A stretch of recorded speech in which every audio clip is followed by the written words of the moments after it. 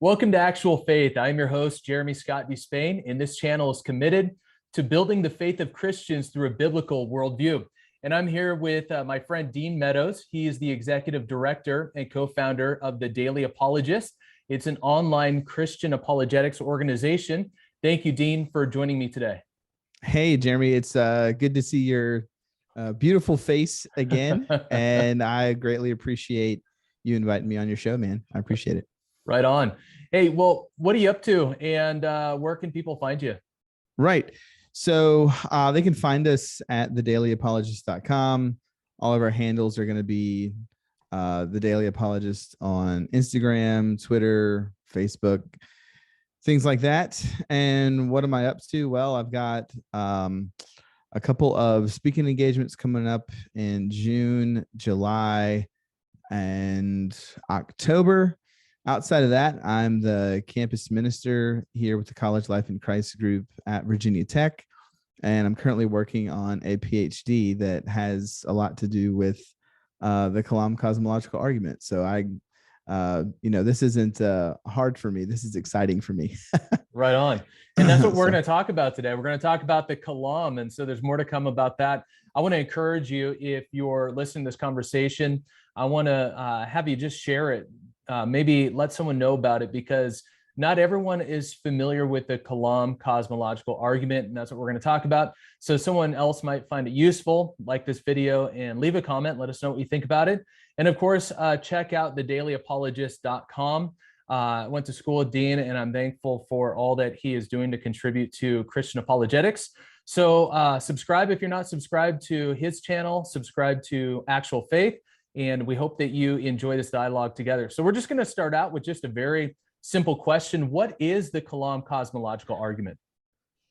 Well, that's on the surface a very simple question, but there's actually a lot of moving parts to the Kalam Cosmological Argument. I guess the first question that a lot of people ask after what is it, we can expand a little bit later on this about its about its origin and where it comes from and things like that. But ultimately, bare bones, the Kalam Cosmological Argument is a deductive philosophical argument that seeks to show that a God in general exists, that there's a first cause to the universe. And so if you were working with somebody that was a non-believer, somebody that was maybe an atheist, one of the progressions that you could go through is, okay, God exists, scripture is reliable, Jesus rose from the grave. So this would be on that first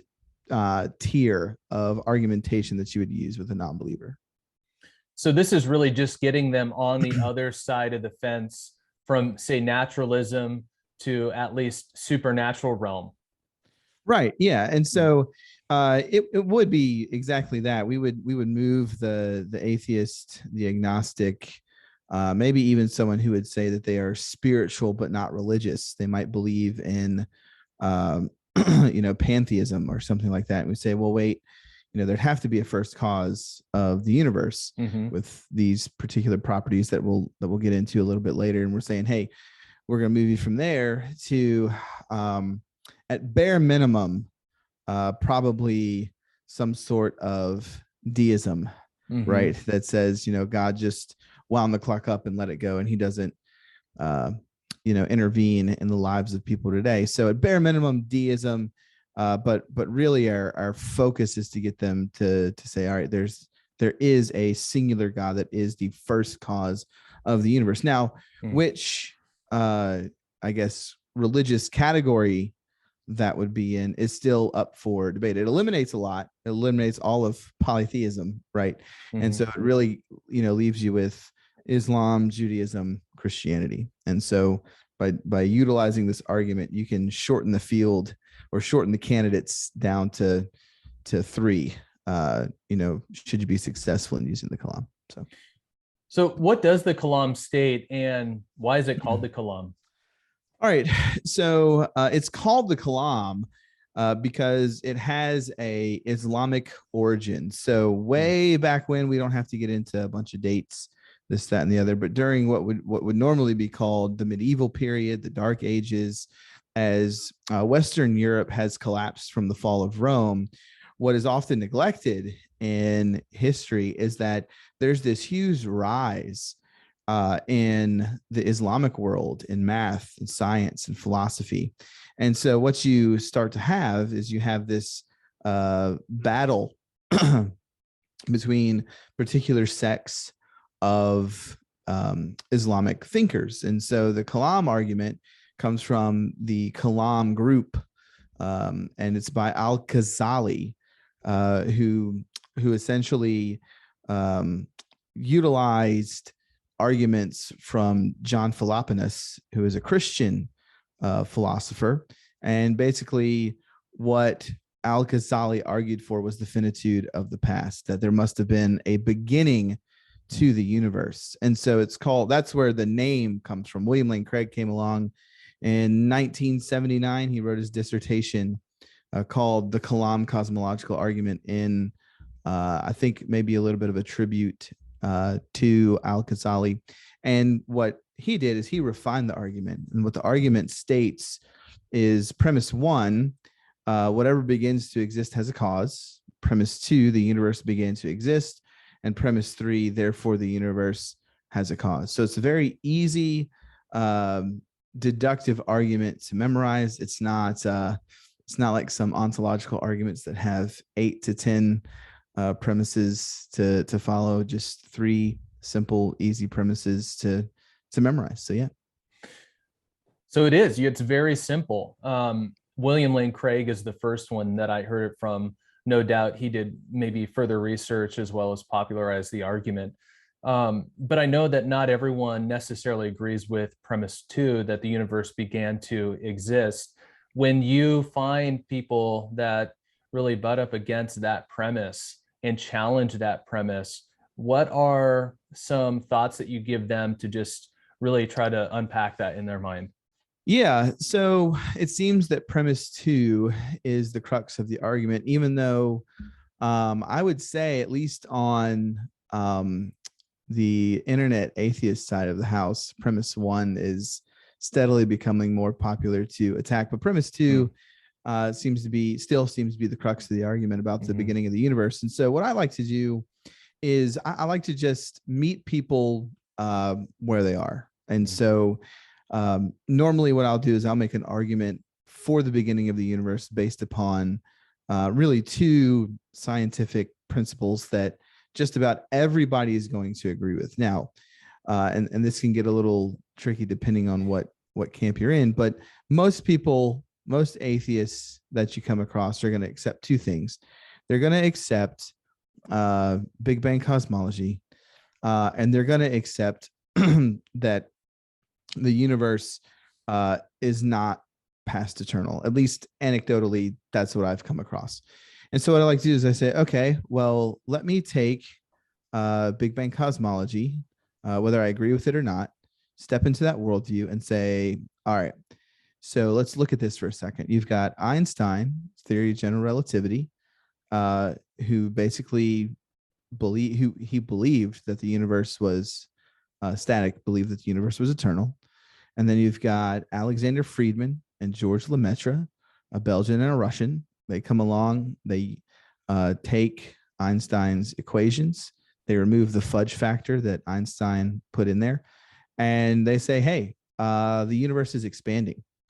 And so there's this conversation about, well, is the universe static or is the universe expanding? Well, in 1929, Edwin Hubble comes along, and through his Hubble telescope, he discovers that no matter where he points his telescope in the stars, that all of the galaxies are moving away from Earth. And he discovers, and what that shows up on the optic spectrum is this Doppler effect of this red shift that everybody talks about. And what's interesting is he even invites Einstein, who believed in an eternal universe, a static universe. He even invites Einstein down to his observatory and says, hey, Al, take a look at this. What do you think of that? And Einstein would later go on to say that it was one of his blunders as a professional scientist. And so, wow. And so you have the confirmation in around 1929 that the universe is expanding. And so what I like to do is I like to use the illustration. If I'm teaching this, I will actually do the illustration, but I say, well, let's say you had a balloon and you super glued or you glued or taped, a multitude of small buttons on that balloon, right? And you blew it up. Well, what happens as you blow up the balloon? Well, the buttons get further and further apart, right? And okay, well, that's where we are with our universe. These planets, these galaxies are like those buttons. They're expanding. And then you ask the question, well, what would happen if you let all the air out of the balloon? What would happen? Well, that balloon would start to contract and the buttons would get closer and closer and closer and closer. Well, let's ask that same question of the universe. Then this is how I usually carry out dialogues. Well, if we rewound the clock or we deflated the universal balloon, what would happen? Well, these planets and these galaxies and these stars, they'd all contract to a singular point in the finite past, which shows that the universe had a beginning, right? And so then the second argument that I use is the same as Craig, is from the second law of thermodynamics, and that says in a closed system, things tend towards equilibrium. The entropy, or what maybe a easier word for your audience to understand would be chaos, I guess would say, would be entropy increases. The amount of usable energy in that closed system also decreases as time goes on. And so Craig asked the question, well, if this is the case for the universe, I mean, from a naturalistic standpoint, there's nothing outside of the universe that is pumping energy into it. So there's a finite amount of usable energy. But if the universe is eternal, then why haven't we already reached the point of equilibrium? Why haven't we reached the point where all the usable energy is just done away with? And Craig would even go on to say, I don't know whether he means it sarcastically or not, but he says, well, why haven't we run out of usable energy an infinite amount of time ago? Because we've had an infinite amount of time to have all the energy in the universe run down. It's kind of, and this is my own personal analogy, and you can tell me what you think about it. I usually tell people, I say I went up to you and I said, you know what? I've got a car that can run forever. It has an infinite amount of miles that it can go. Would you want that car? And they usually like, yeah, I'd love that car. And I say, okay, but I've only got, a 40-gallon tank.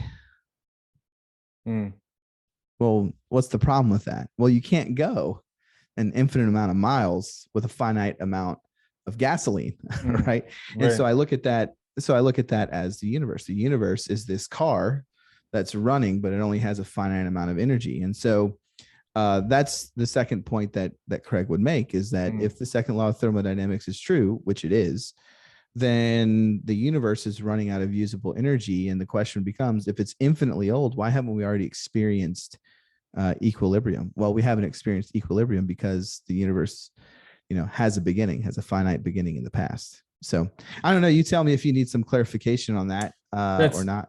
That's very good. I think that the most important thing to highlight in everything that you explained, by the way, very well, is that if we believe that there's only a certain amount of energy and that the universe is contained in this expansion state, then that clearly implies that there was a beginning. And that's really the stated purpose of this argument, is to help everyone understand that there was a beginning.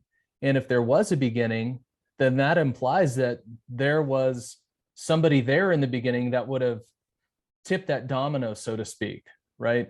Otherwise, you would have this infinite regress. And that's sort of what we are trying to help people understand, is this something can't just come from nothing. Now, I know that there are theoretical physicists, that will try to redefine what nothing means and play these linguistic word games that are not helpful, because they go from being, scientists to philosophers or linguists, very quickly. And it doesn't help anybody, because when we are trying to discuss logic, terms matter and terms get wonky pretty quick. So Well, it's interesting Yeah. that you say that. I was in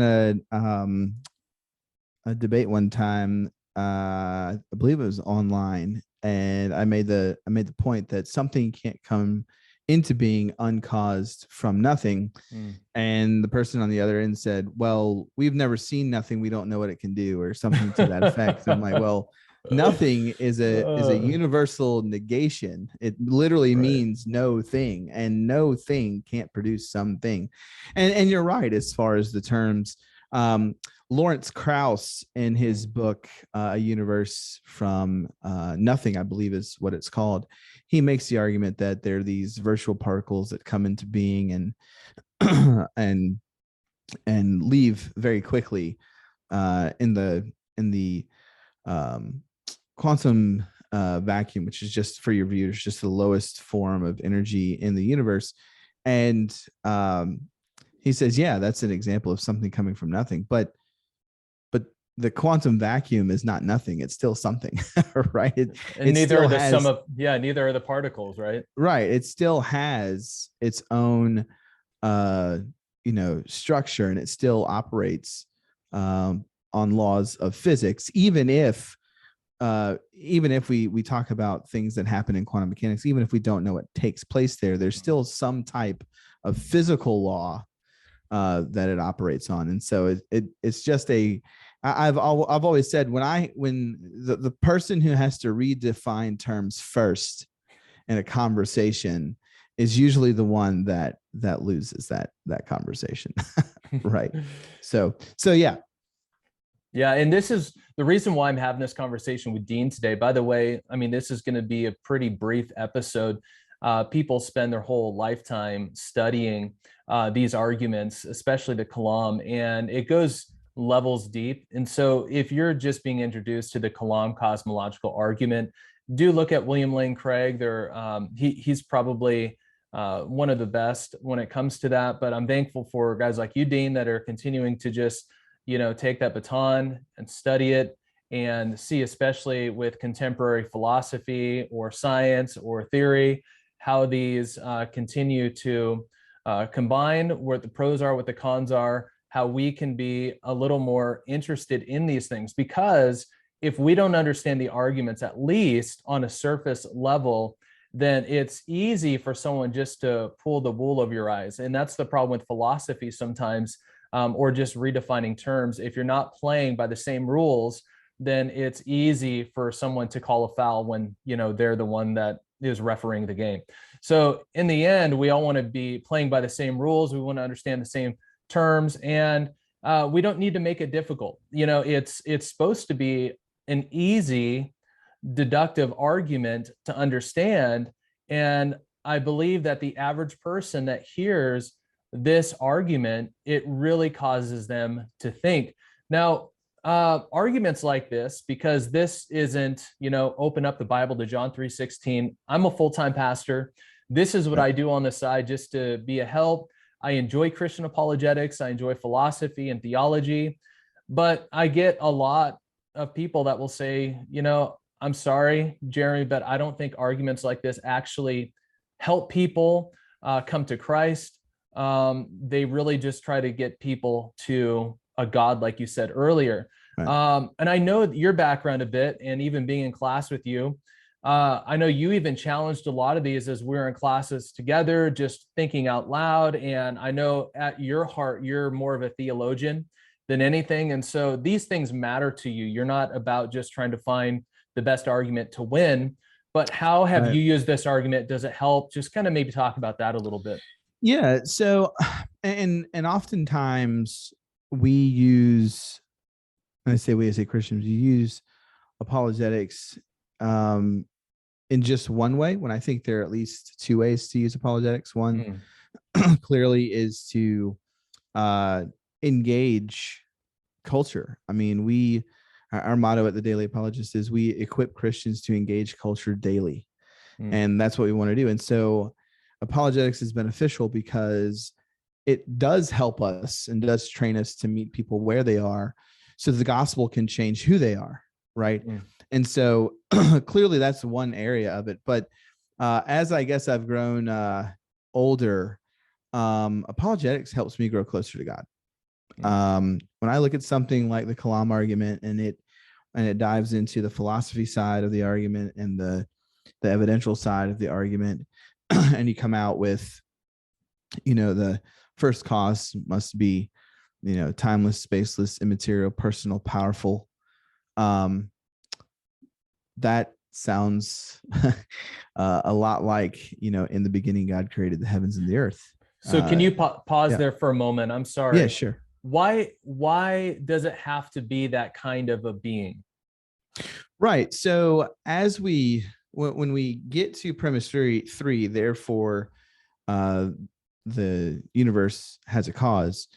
We want to ask the question. We want to utilize conceptual analysis. We want to ask the question. Okay, well, what are the features, or what's the nature of the cause? Well, we would have to say timeless, because at the beginning of the universe, time comes into being. Time, space, and matter, the core pieces, so to speak, of the universe, don't exist eternally, so they have to come into being. So whatever creates time, space, and matter must be timeless, spaceless, and immaterial, right?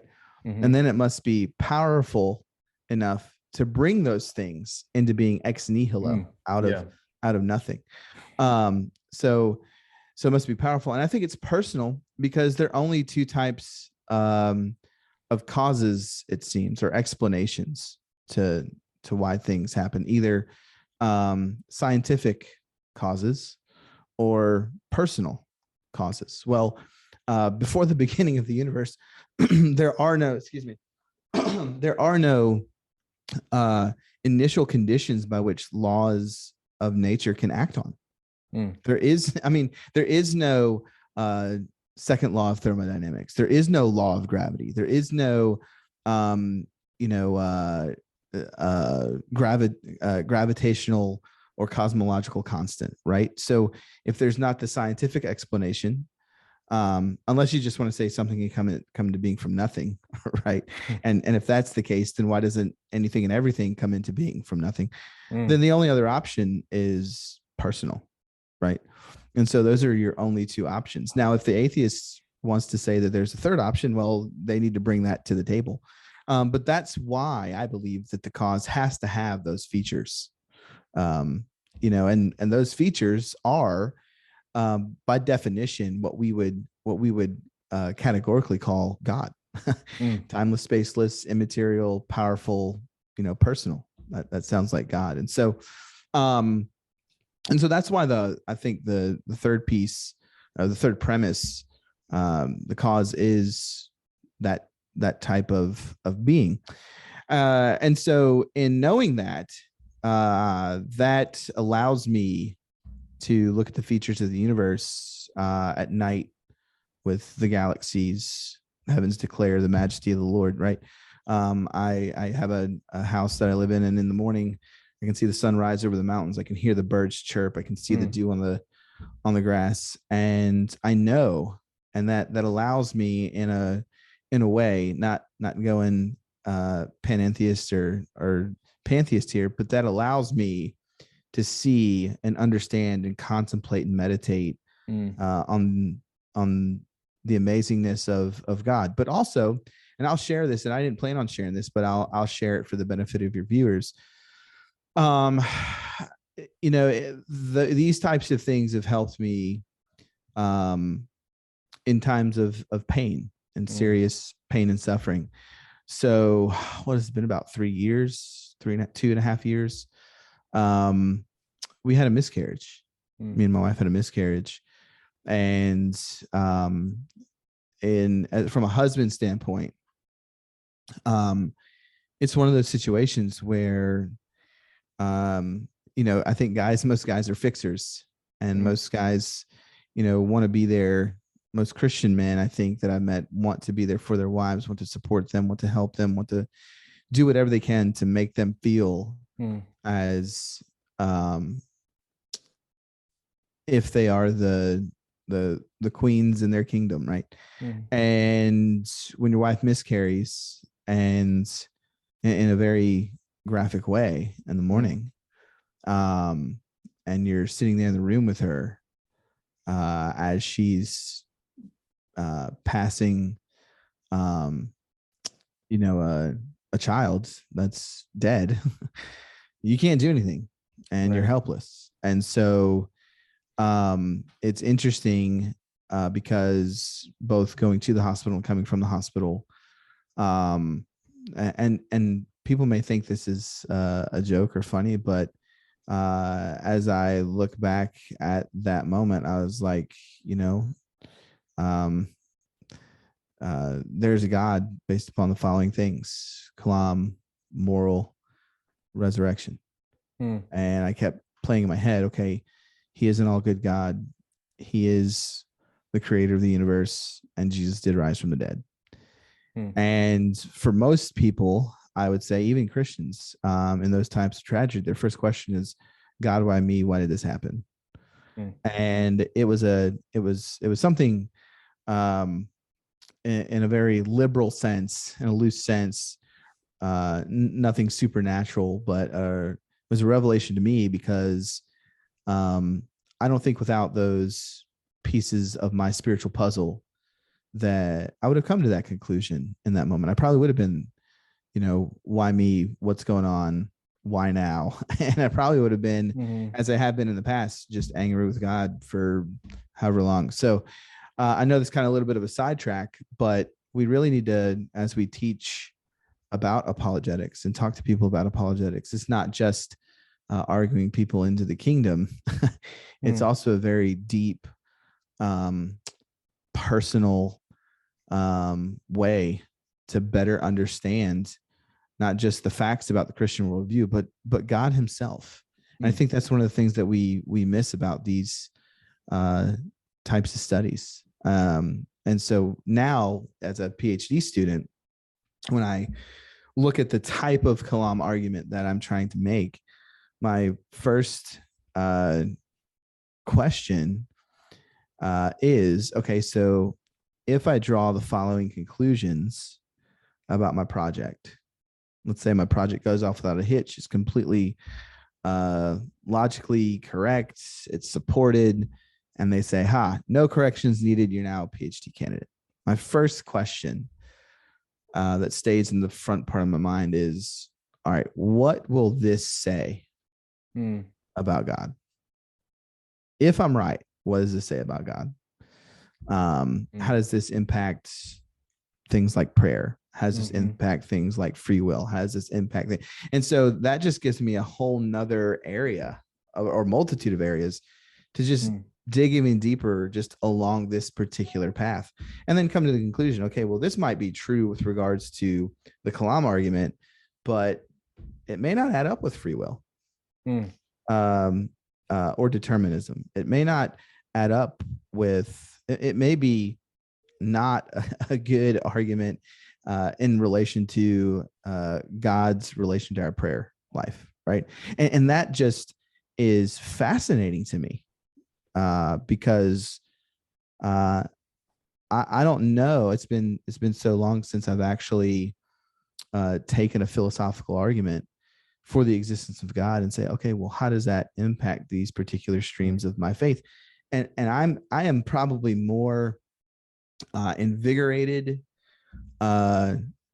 spiritually because of apologetics than maybe I would have ever been had I not ever gotten into it. So well, this is a great example of how this can minister to a believer. And my channel, I know, reaches out to both believers and unbelievers, but it really does exist to build the faith of Christians. And if you are a believer watching right now, understand that arguments like this in natural theology, what we might call, really help us to grab a hold of the Lord with our mind, because we're used to loving the Lord with our heart. A lot of what we used to think in church, when we listen to sermons, it engages our mind, but often it hits our heart. But when we go through emotional trials, and thank you, Dean, for sharing yours, I think we could spend a lot of time really sharing with each other hard times and trials in life. And, my mind is definitely drawn to remembering God's goodness. And this isn't to me some crutch. In fact, I think of some very insignificant things in life that people hold to that have no eternal impact, no real Right. value, such as get up in the morning, go to work and earn a paycheck at some job they don't even like, and just try to keep everything going, or drink the weekend away, or abuse whatever substance or whatever it is, and then just try to repeat the cycle just to, go through the daily grind, so to speak. But as Christians, it goes deeper than just a Right. Sunday morning quote experience. We can love the Lord with entire, heart, soul, and mind, everything together. And that's part of what this does. And it's interesting that you say that. And I'll say this, unless you have other questions after it, is we come across Christians who say things like, well, you can't argue people into heaven. And my response is, Jesus and Paul and Peter and the apostles did it all the time. Every single time, it seems like that Jesus interacts with somebody.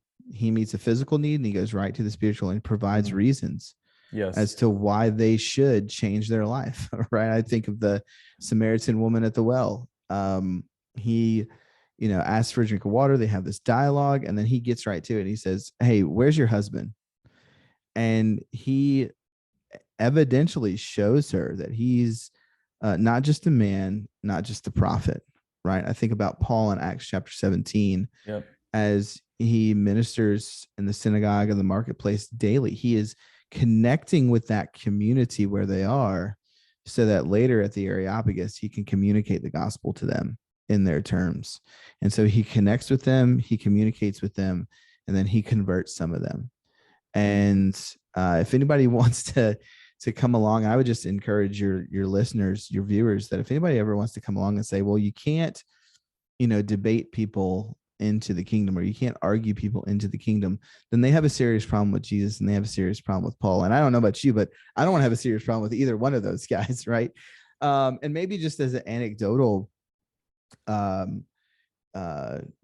piece here, that we've got a board member named Forrest Anamasaurus, grew up as an atheist and came to be a Christian because of apologetics. And he would be the first one to tell you that.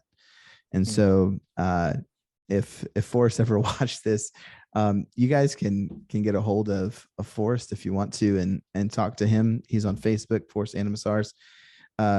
Great guy to have a conversation with about his particular journey. And we need to hear those, because oftentimes we are just saturated on the internet with, oh, I'm deconverting, or, oh, I used to be a Christian and I'm not. But we don't hear enough of the stories of people who are atheists that come to be Christians. So Forrest Anamasaurus is definitely one of those guys. And I love working with him. So, yeah. And by the way, to make that statement that arguments don't win people is an argument, and it just goes to try and win somebody. It just goes to try and win somebody. That's right. And it just goes to show that there's a lot of inconsistency there. And I understand. I know why people say that. People say that because it's uncomfortable to confront things, and nobody wants to be wrong. Nobody wants to get in awkward conversations. But ultimately, I think as we grow as Christians in the knowledge of God, and we simply share our testimony, the Lord begins working on the heart. And I know you believe this, and we believe it as Christians, that ultimately it's not the argument that wins people. It just helps them to reason. It helps to persuade. And then the Holy Spirit gives the increase.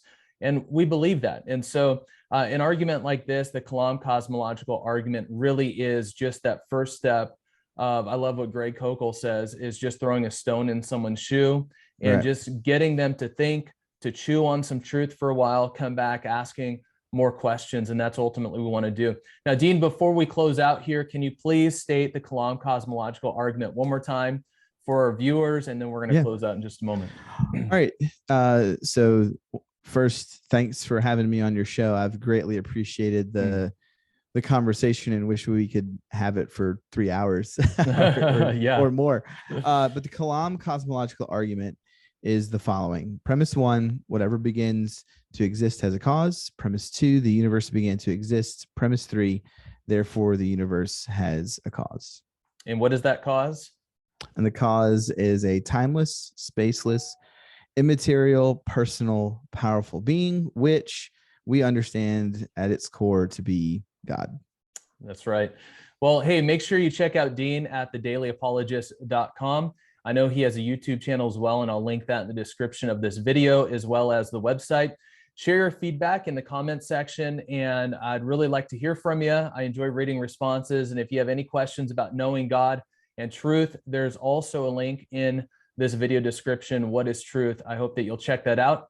And remember, actual faith is not some blind leap of ignorance into the dark. Actual faith is trusting and believing the unknown because of the known. Take care.